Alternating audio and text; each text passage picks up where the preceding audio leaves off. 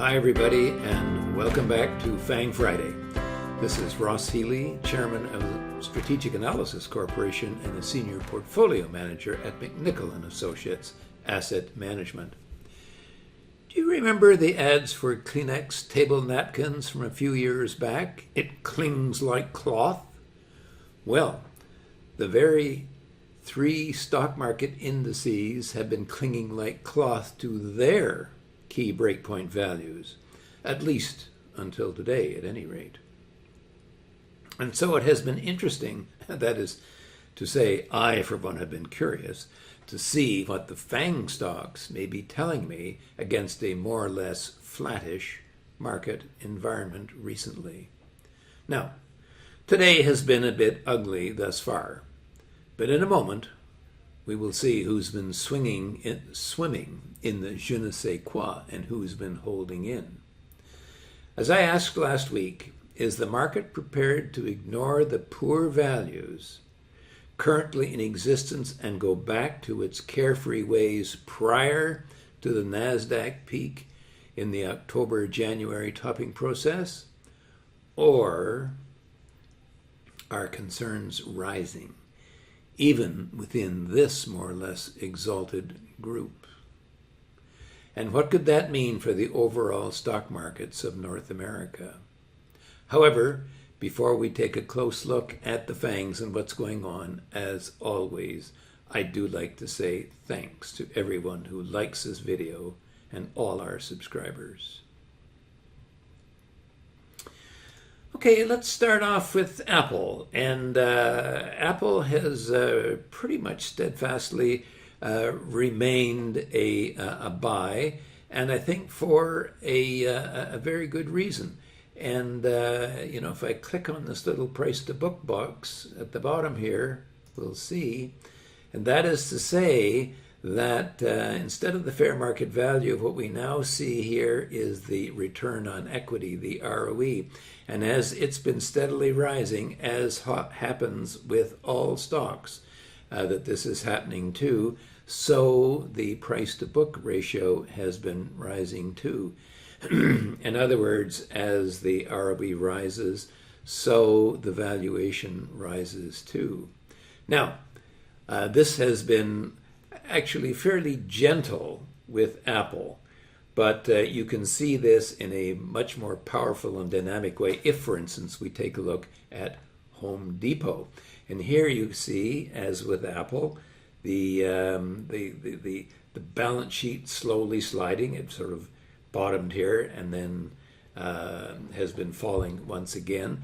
And if we then look at the ROE, we see in a much more dynamic way what happens when you really go to town and buy back your stocks. You can really drive the price to book value up. How high? Well,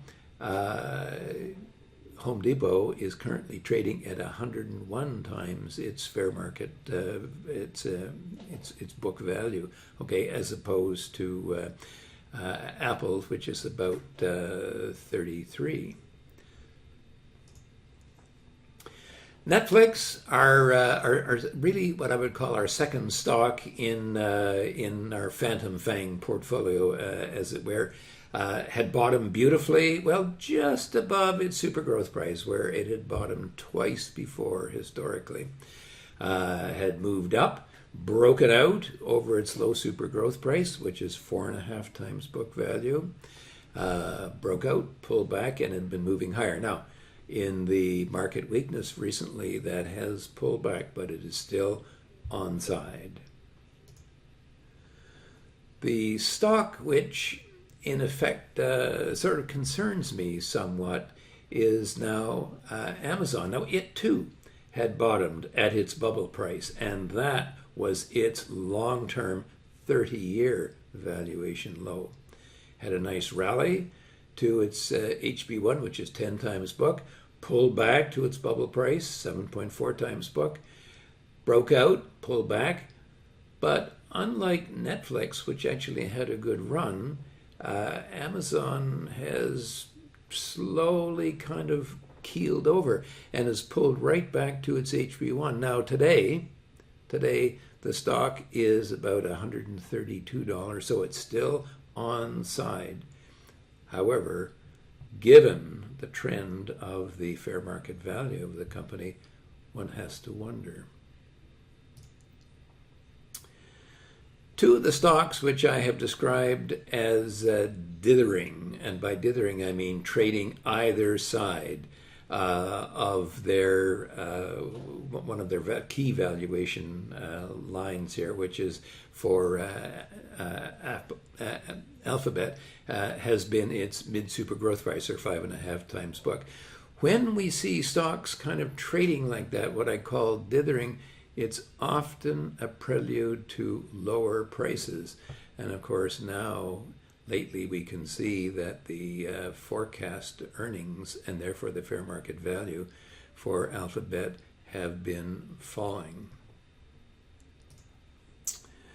Meta, the other stock which has been essentially dithering, also look at the same thing.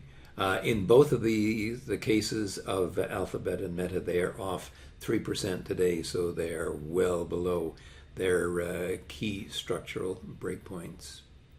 Now, three stocks had reached up to breakpoint values, and we had to say we really have to sell.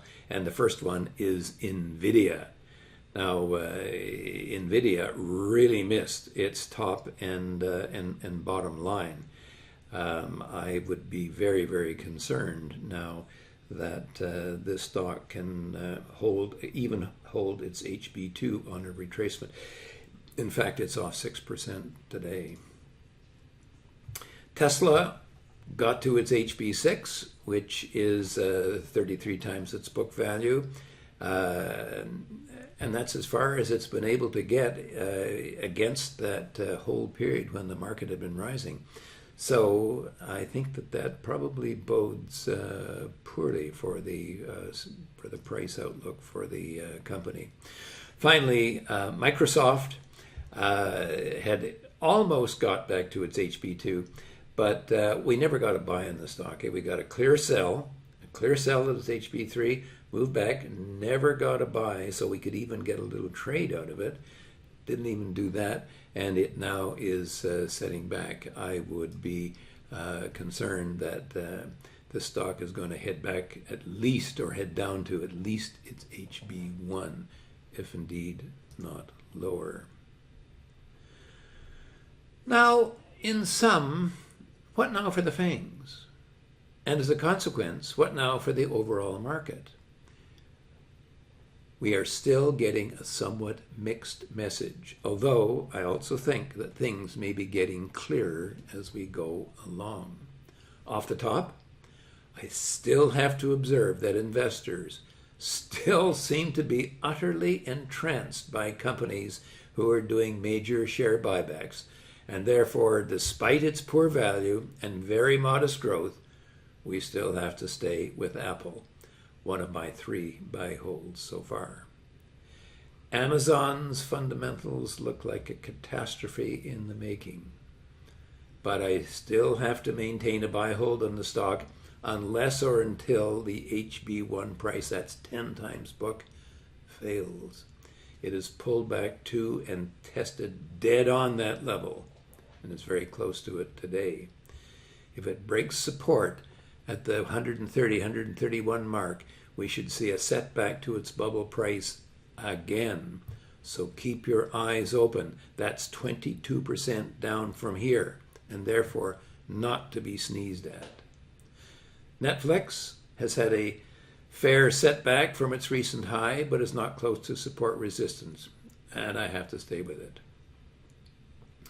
Last week, I observed that all 3 of the buy-hold FANGs were voting for higher markets. This week, I would have to qualify that by adding, at least, I hope so. Alphabet and Meta are still dithering at important breakpoints. So although I will count them as being undecided, they are slipping below the waves again, and I would prefer not to own either one. Now, last week, I noted that Tesla, NVIDIA, and Microsoft have all traded up to important breakpoints, but we're not breaking any higher. This week, all three of them have been crunched, and I remain on the sidelines for all three. NVIDIA, in particular, makes me nervous as its quarterly results can only be described as putrid. Finally, two of the three market indices, the NASDAQ 100 and the S&P TSX indices, could not break through powerful resistance at key valuation levels. The S&P 500 may still be slightly onside and on the upside, but I have my doubts until all the numbers are in and digested. To me, the FANGs are voting 5-2 in favor of lower markets and lower prices, with one abstention, Amazon. Stay tuned and watch those breakpoint values closely. In forecasting the direction of the overall markets last week, I invoked the bureaucrat's code. When in doubt, mumble. This still does not appear to be the moment to do anything drastic one way or the other, but I think that I am hearing some words a little more clearly than before. Anyway, I hope that you yourselves can clearly see why that's the situation. The markets themselves look to be right at the fill or kill stage, but at least I trust that you know what to look for, even if no one can know today which it will be, as the market is too close to the cusp. As I concluded last week, it is kind of exciting, isn't it? We're about to find out. So tune in next week, and maybe we'll be able to see then what the fates have in store for us. Now, this is not the type of market that you want to risk navigating alone. The potential losses and or gains are substantial either way, particularly with the overall markets where they are right now. So if you would like to join our investment community and find out what to do with your portfolio holdings, go to www.strategicanalysis.ca/pricing and get started. For now, this has been Ross Healy, Chairman of Strategic Analysis Corporation and a Senior Portfolio Manager at McNichol & Associates Asset Management, reminding you that nothing, including investing, is difficult if you have the right tools.